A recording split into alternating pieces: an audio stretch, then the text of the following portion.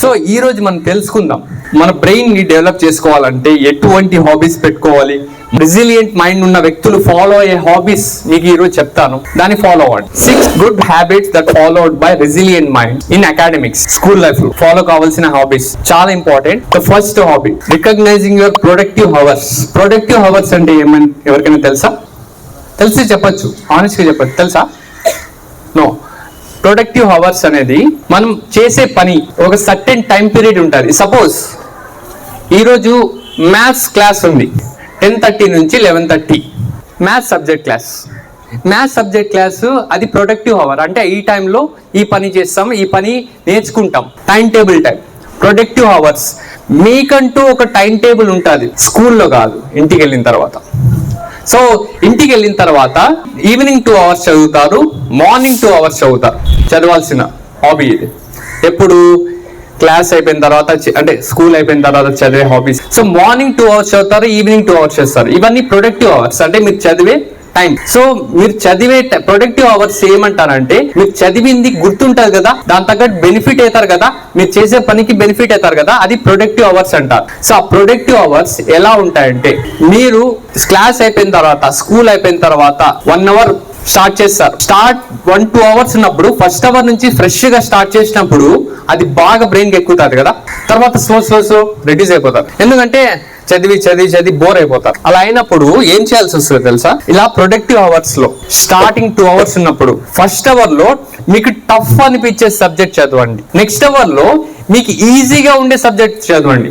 అప్పుడు సిలబస్ ని కవర్ చేయడం చాలా ఈజీగా ఉంటుంది. ఇది టాపర్స్ ఉంటారు కదా, వాళ్ళు ఫాలో అయ్యే హాబీ ఇది. యాక్చువల్లీ మీరు ఎప్పుడు కూడా ఫాలో అవ్వండి, ఖచ్చితంగా చాలా బెనిఫిట్ అవుతుంది. ఫస్ట్ అవర్ లో మీకు టఫ్ అనిపించే సబ్జెక్ట్ చదవండి. లాస్ట్ లో చదువుదాంలే, ఇప్పుడు ఎందుకు, ఫస్ట్ ఈజీగా ఉండేది కంప్లీట్ చేద్దాం అనుకుంటే వేస్ట్. అది ఎప్పటికైనా ఫస్ట్ టఫ్ అనిపిస్తుంది చూడండి, అది చదివినారనుకోండి, నెక్స్ట్ టైం ఏది టఫ్ అనిపించినా మీ దగ్గర వచ్చి మీరు సబ్జెక్ట్ చదవాలనుకున్నా అది టఫ్ అనిపించదు, చాలా ఈజీగా అనిపిస్తుంది. నెక్స్ట్ టైం డిఫికల్టీ అనేది కూడా మాట రాదు. ఆ డిఫికల్టీ లేకుండా చదివేది మనం డెవలప్ చేసుకోవాలి, ఒక హాబీగా పెట్టుకోవాలి. మార్నింగ్ 2 hours చదువుతారు కదా, ఫస్ట్ అవర్ వచ్చేసి టఫ్ అనిపించే సబ్జెక్ట్, మ్యాథ్స్ కంటే మ్యాథ్స్, లేదంటే సోషల్ అంటే సోషల్, ఏది టఫ్ అనిపిస్తే అది చదవండి. నెక్స్ట్ అవర్ లో మీకు ఈజీగా సబ్జెక్ట్ ఉంటాయి కదా, అది చదవండి. సో అప్పుడు మీరు ఎనర్జీని బాగా మెయింటైన్ చేయగలుగుతారు. ఓకే. నెక్స్ట్ మార్నింగ్ కూడా సేమ్ అదే, ఫ్రెష్ గా లేచినప్పుడు మనం బాగా చదువుతాం. చదివేటప్పుడు కూడా మార్నింగ్ టైమ్స్ వచ్చేసి టఫ్ అనిపించే సబ్జెక్ట్ ఫస్ట్ చదవండి, నెక్స్ట్ వచ్చేసి ఈజీగా ఉండే సబ్జెక్ట్ చదవండి. అప్పుడు మీ ఎనర్జీస్ అనేది బ్యాలెన్స్ గా జరుగుతాయి. ఈజీగా అన్నప్పుడు మీకు త్వరగా ఎక్కుతుంది బ్రెయిన్ లో. సో అందుకని ఫస్ట్ డే మీకు టఫ్ గా అనిపించినప్పుడు చేసినా అనుకోండి, కాస్త డిఫికల్ట్ అనిపిస్తుంది. చెప్పినాను కదా, రెసిలియంట్ మైండ్స్ ఏం చేస్తారు, కష్టాలను ఎంతైనా కూడా ధైర్యంగా ఎదుర్కొంటారు. మీకు టఫ్ అనిపించేది ఫస్ట్ దాన్నే టచ్ చేసినారు అనుకోండి, నెక్స్ట్ టైం అది డిఫికల్ట్ అనేది అనిపించదు. Next point, organise your study space. Study space ఏదైనా కూడా ఒక మార్పు రావాలంటే అది ఎన్వైరన్మెంట్ కారణమవుతుంది. సపోజ్ ఇది స్కూల్, ఇది ఒక ఎన్వైరన్మెంట్. క్లాస్ రూమ్ అదొక ఎన్వైరన్మెంట్. ప్లే గ్రౌండ్ అదొక ఎన్వైరన్మెంట్. సో ఏదైనా కూడా ప్రతి ఒక్కటి ఏ ఏరియాలో కూడా సో మనం పర్ఫార్మెన్స్ రావాలంటే మన ఎన్వైరన్మెంట్ ని నీట్ గా ఉంచాలి. సపోజ్ క్లాస్ రూమ్ లో ఉన్నారనుకోండి, మన బుక్స్ ఉంటాయి, బుక్స్ లో బ్యాగ్స్ ఎట్లా అంటే అట్లా షఫుల్ చేసి ఉంటారు. సో ఎట్లా అంటే అట్లా షఫుల్ చేసి ఉంటారు. సో ఏదైనా కూడా మనం చేసే పనిలో కావచ్చు, లేదంటే చేసే యాక్టివిటీస్ లో కావచ్చు, ఆ ఎన్వైరన్మెంట్ కరెక్ట్ గా ఉంటే అప్పుడు పర్ఫార్మెన్స్ బాగుంటది. సో ఎన్వైరన్మెంట్ లో నీట్ గా ఉండాలంటే, సపోజ్ మీరు స్కూల్ కి వచ్చినారు బ్యాగ్ వేసుకొని, స్కూల్ కి వచ్చిన తర్వాత మీ బుక్స్ ఉంటాయి, చిందర వందర ఎట్లా అంటే అట్లా ఉంటాయి. సో ఎట్లా అంటే అట్లా విసిరేస్తారు బుక్స్. అలా విసిరడం వల్ల ఏమైతుందంటే మీ బ్రెయిన్ లో కూడా అంతే మెస్ ఉంటది. ఏదైనా కూడా ఎన్వైరన్మెంట్, సపోజ్ బుక్స్ ఎక్కడ ఉన్నాయి, పెన్సిల్స్ ఎక్కడ ఉన్నాయి, ఎరేజర్ ఎక్కడ ఉంది, షార్ప్నర్ ఎక్కడ ఉంది, ఒక ప్రాసెస్ లో ఒక డబ్బాలో పెట్టుకోవడం, పక్కన బుక్స్ సరిగ్గా నీట్ గా పెట్టుకోవడం, ఏదైనా చెత్త ఉంటే దాన్ని క్లీన్ చేయడం, ఇది చాలా ఇంపార్టెంట్. గొప్ప గొప్ప వ్యక్తులు కూడా ప్రతి ఒక్కటి ఇలానే ఫాలో అవుతారు. ప్రతి ఒక్క ఎన్వైరన్మెంట్ ని నీట్ గా ఉంచుతారు. మనం ఉండే ఏరియా, మనం ఉండే క్లాస్ రూమ్ లో కూడా ఏమైనా మనం గలీజ్ చేయకూడదు, ఎప్పుడైనా కూడా నీట్ గా చూసుకోవాలి. నీట్ గా చూసినప్పుడు అప్పుడు కూడా మనకి మైండ్ లో కూడా చాలా నీట్ గా ఉంటుంది. అప్పుడు చాలా బాగా క్లియర్ గా ఉంటుంది, చాలా మంచి ఐడియాస్ వస్తాయి, చాలా ఫ్రెష్ గా ఉంటారు, బాగా చదివింది బాగా అర్థమవుతుంది. ఇది హాబీగా మార్చుకోవాలి. ఎప్పుడైతే ఇది హాబీగా మార్చుకుంటారో అప్పుడు బాగా మీరు చదవగలుగుతారు, పర్ఫార్మెన్స్ బాగుంటది. అక్కడ మన చుట్టుపక్కల నీట్ గా లేదనుకోండి, మన మైండ్ లో కూడా నీట్ గా ఉండదు. చుట్టుపక్కల బాగా క్లియర్ గా ఉందనుకోండి, మన మైండ్ లో కూడా చాలా క్లియర్ గా ఉంటుంది. Third one, manage your stress. ఎంతమందికి స్ట్రెస్ ఉంది? హానెస్ట్ గా చేతులు ఎత్తండి. చదువు అంటే స్ట్రెస్ ఏం పర్లేదు, ఎత్తచ్చు, చేతులు ఎత్తచ్చు. హానెస్ట్ గా ఉండండి, చేతులు ఎత్తచ్చు. స్ట్రెస్ అంటే మీరు చదువు అంటే స్ట్రెస్ అనేవాళ్ళు, లేదంటే భయపడే వాళ్ళు ఏమైనా ఉన్నాయా? ఇలా ప్రాబ్లమ్స్ ఏం లేవా? నమ్మచ్చా? నిజంగా? సరే క్వశ్చన్ అడిగితే చెప్తారా? రైట్, సరే అడగను లేండి. కానీ హానెస్ట్గా ఉండండి. మీరు ఎంత హానెస్ట్గా ఉంటే అంత మంచి రిజల్ట్ వస్తుంది, అంత గొప్ప వ్యక్తి అవుతారు ఫ్యూచర్లో. ఇప్పుడే హానెస్ట్గా ఉండడం అలవాటు చేసుకోవాలి. ఓకే, అందరికీ స్ట్రెస్ ఉంటుంది. చాలా మంది చదువు అంటే ఈ సబ్జెక్ట్ అంటే నాకు ప్రాబ్లం ఉంటుంది, ఈ సబ్జెక్ట్ అంటే ప్రాబ్లం ఉంటుంది. మ్యాథ్స్ అంటే డిఫికల్ట్. ఎవరికైనా డిఫికల్టా? చేతులు ఎత్తచ్చు. ఈజీనా maths, science, English, Hindi, Telugu అన్నీ చేతులు ఎత్తండి. తెలుగు టఫ్ అనే వాళ్ళు, మీకు టఫ్ అనిపిస్తే దానికి సొల్యూషన్స్ ఉంటాయి, ఎలా నేర్చుకోవాలి, ఎలా ఉంటుంది. Okay, very good. క్లాప్స్ కొట్టండి అబ్బాయి, clap. Very good.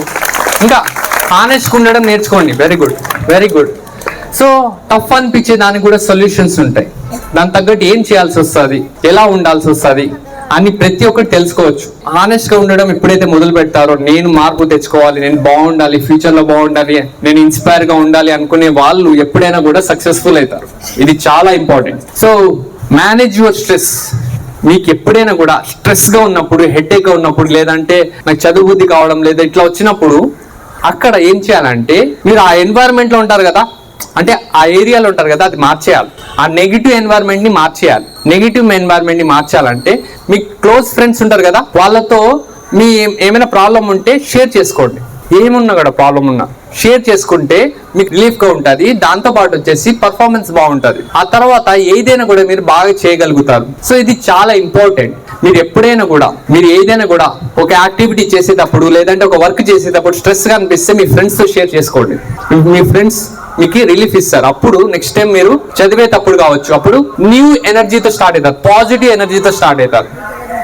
So negative ఉన్న ఎన్వైరన్మెంట్ అంటే మనకి ఇష్టం లేని ఎన్వైరన్మెంట్, ఇష్టం లేని చోట ఉంటూ దాని తగ్గట్టు ప్రెజర్ కాకుండా కామ్గా మాట్లాడుకోవాలంటే ఫ్రెండ్స్ దగ్గర పోయి మీకు ఏమైనా ప్రాబ్లం ఉంటే చెప్పుకోవాలి. అలాగని చెప్పి ముచ్చట్లు పెట్టకూడదు, అట్లే మాట్లాడాలి. కానీ ఈ ప్రాబ్లం అయిపోయింది, ప్రాబ్లం అయిపోయిన తర్వాత చదువుకోవాలి. ఇది అలవాటు చేసుకోవాలి. పెద్ద పెద్ద వాళ్ళు అలవాటు చేసుకున్న హాబీస్ ఇవన్నీ.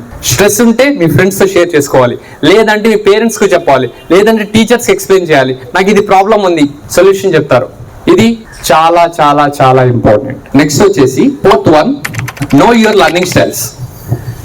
లెర్నింగ్ స్టైల్స్ అంటే మీరు ఏ విధంగా నేర్చుకుంటారు ఒక సబ్జెక్ట్ని. చెప్పాను కదా, చాలా మందికి తెలుగు అంటే అర్థం కాదు, లేదా ఇంగ్లీష్ అంటే అర్థం కాదు, మ్యాథ్స్ అంటే కాస్త డిఫికల్ట్ ఉంటుంది. ఎలా నేర్చుకోవాలి అనేది మీరు తెలుసుకోవాలి. 3 రకాల లెర్నింగ్ స్టైల్స్ ఉంటాయి. ఒకటి విజువల్, ఆడిటరీ, కైనెస్థెటిక్. విజువల్ అంటే ఇప్పుడు నేను ఒక బోర్డు మీద రాసి చూపిస్తున్నాను అనుకోండి, అది మీరు చూసి నేర్చుకుంటారు. Visual learners. చూసి నేర్చుకునే వాళ్ళు ఎంతమంది ఉన్నారు? Very good, very good. ఇట్లా విని నేర్చుకునే వాళ్ళు ఎంతమంది ఉన్నారు? సరే, ఓన్లీ రాస్తూ నేర్చుకునే వాళ్ళు ఎంతమంది ఉన్నారు? Very good. సో ఒక్కొక్కరికి ఒక లర్నింగ్ స్టైల్ ఉంటుంది. మీ లర్నింగ్ స్టైల్ అనేది క్లియర్గా తెలుసుకోవాలి. దాని తగ్గట్టు ప్రాక్టీస్ చేయాలి. దాని తగ్గట్టు ప్రాక్టీస్ చేస్తేనే అప్పుడు పర్ఫార్మెన్స్ ఉంటుంది. దాని తగ్గట్టు ఏ విధంగా డీల్ చేయాల్సి వస్తుంది, ఏ విధంగా వాళ్ళని తీసుకెళ్లాల్సి వస్తుంది, ఏ విధంగా నేర్చుకుంటే అర్థమవుతుంది అనేది క్లారిటీ అనేది చాలా ఇంపార్టెంట్. ఓకే, సో ఇది మీరు తెలుసుకోవాలి. మీ లర్నింగ్ స్టైల్ ఏంది? చూసి నేర్చుకుంటున్నాం అంటే దాని తగ్గట్టు హాబీస్ మెయింటైన్ చేసుకోవాలి. విని నేర్చుకుంటున్నాం అంటే దాని తగ్గట్టు హాబీస్ తెలుసుకోవాలి. సో ఇవన్నీ చాలా చాలా చాలా important. And next 5th one, maintain healthy diet, healthy food and as well as do exercise. So మీరు ఏదైనా కూడా బయట ఏమైనా తింటుంటారు అనుకోండి, అది చాలా మీకు ప్రమాదం. ఎందుకని చెప్తున్నా అంటే, మీ బ్రెయిన్ కి బాడీకి ప్రాబ్లం అవుతుంది. మీ బాడీ బాగలేదు అనుకోండి, స్టమక్ ఏక్ రావడం లేదంటే హెడ్ ఏక్ రావడం ఇట్లా వచ్చింది అనుకోండి, మీరు ఏం చేయలేరు, చదవడానికి పాసిబిలిటీ ఉండదు. సో ఇది కాస్త ప్రాబ్లమాటిక్ గా ఉంటుంది, రైట్? సో ఏదైనా కూడా తినే తిండి ఏదైనా ఎట్లా ఉండాలంటే లో GI ఉండాలి. గ్లైసెమిక్ ఇండెక్స్ అని ఉంటారు. గ్లైసెమిక్ ఇండెక్స్ అంటే ఫుడ్ లో ఉన్న కార్బోహైడ్రేట్స్ లెవెల్ ఎంత ఉంది, షుగర్ లెవెల్ ఎంత ఉంది అనేది తెలుసుకోవచ్చు. మీరు బయట తినే ఫుడ్ ఉంటాయి కదా, సమోసాలు, చకోడీలు, చాక్లెట్లు, ఈ దాంట్లో హై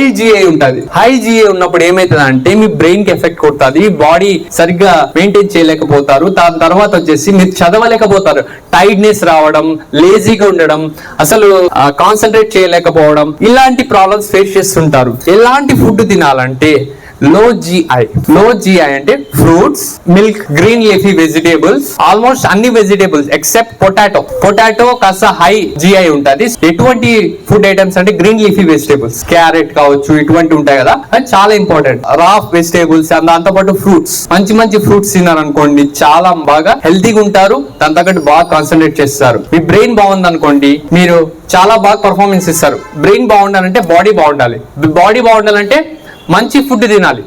అదే విధంగా మార్నింగ్ టైమ్స్ ఎక్సర్సైజ్ చేయాలి. ఎంతమంది ఎక్సర్సైజ్ చేస్తారు? Very good. నిజంగా ఎక్సర్సైజ్ చేస్తారా? Very good. సో చాలా తక్కువ మంది ఎక్సర్సైజ్ చేస్తున్నారు. మీ గేమ్స్ పీరియడ్ ఉంటాయి, ఓకే, గేమ్స్ బాగా ఆడుకోవచ్చు కదా అనుకోవచ్చు, కానీ మార్నింగ్ టైమ్స్ ఎక్సర్సైజ్ చేసేది చాలా వేరు. మీరు ఎక్కువ ఎక్సర్సైజ్ చేయాల్సిన అవసరం లేదు. మహా అయితే ఇక్కడ 5 to 10 minutes ఒక రోజు, నెక్స్ట్ వచ్చేసి 15 minutes ఒక రోజు, 30 minutes ఒక రోజు, అంతే చాలు. హాఫ్ అన్ అవర్ వరకు చేస్తే చాలు, మరి ఎక్కువ చేయాల్సిన అవసరం లేదు. బయట ఎప్పుడైనా సన్ రైజ్ వస్తుంది కదా, సన్ రైజ్ ని మీరు ఫీల్ కాండి.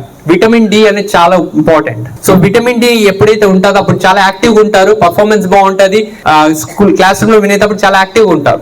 సో ఇవన్నీ హాబీస్ చాలా ఇంపార్టెంట్, మీరు ఫాలో కావాల్సిన హాబీస్ ఇవన్నీ. సో అదే విధంగా ఎక్సర్సైజ్ చేస్తూ మంచి ఫుడ్ తింటే బాగా కాన్సన్ట్రేషన్ లెవెల్ పెరుగుతుంది. అండ్ నెక్స్ట్ వచ్చేసి last one, 6th one, learn from experts ఉంటారు. అంటే ఇప్పుడు మన టీచర్స్ ఉన్నారు, టీచర్స్ మనకి ఎందుకు క్లాసెస్ చెప్తున్నారంటే మీకు నాలెడ్జ్ ఇవ్వడం కోసం, జ్ఞానం కోసం, మార్కుల కోసం కాదు, జ్ఞానం కోసం. ఆ జ్ఞానం ఎలా ఉండాలి, ఏమేమి తెలుసుకోవాలి అని ప్రతి ఒక్కటి మీకు ప్రొవైడ్ చేస్తారు. ఎక్స్పర్ట్స్ ఎప్పుడైనా కూడా మీరు బాగుండాలి అని దాని తగ్గట్టు ప్రయత్నం చేస్తారు. ఒక మనిషి ఎక్స్పర్ట్ కావాలంటే ఏం చేయాలి చెప్పండి? ఒక మనిషి ఎక్స్పర్ట్ కావాలంటే ఏం చేయాలి చెప్పండి?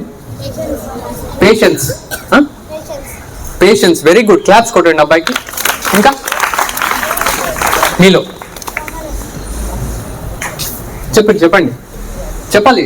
అబ్బాయి బాగా చెప్తున్నాడు, మీరు మిగతా వాళ్ళు పేషెన్స్, ఇంకా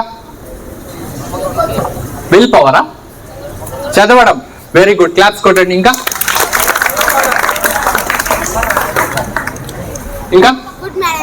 గుడ్ మేనర్స్. Very good. ఇంకా claps. Hard work. Very good. ఇంకా డిసిప్లిన్. ఇంకా concentration. Very good. Reading, writing. Very good. ఒక్కొక్కరు క్లాప్స్ కొట్టండి ఒకసారి అందరికి. అందరూ ప్రతి ఒక్కరు ఆన్సర్ ఇస్తున్నారు, ఒక్కొక్కరు ఒక ఆన్సర్ ఇస్తున్నారు. దట్స్ వాట్, మీకు ఆ టాలెంట్ ఉంది అంటే మీరు చెప్పిన ప్రతి ఒక్కటి మీరు ఫాలో అయితే చాలు, ఆటోమేటిక్ ఎక్స్పర్ట్ అయిపోతారు. మీరు చెప్పిన ప్రతి ఒక్కటి ఫాలో అయితే చాలు. డిసిప్లిన్ ఉండడం, చదవడం, బిలీఫ్ ఉండడం, అదేవిధంగా విల్ పవర్ ఉండడం, దాని తర్వాత కాన్సన్ట్రేట్ చేయడం, reading, writing, all these things, ఇవన్నీ ఏమంటారు? మన ఒక ప్రాక్టీస్ లెవెల్.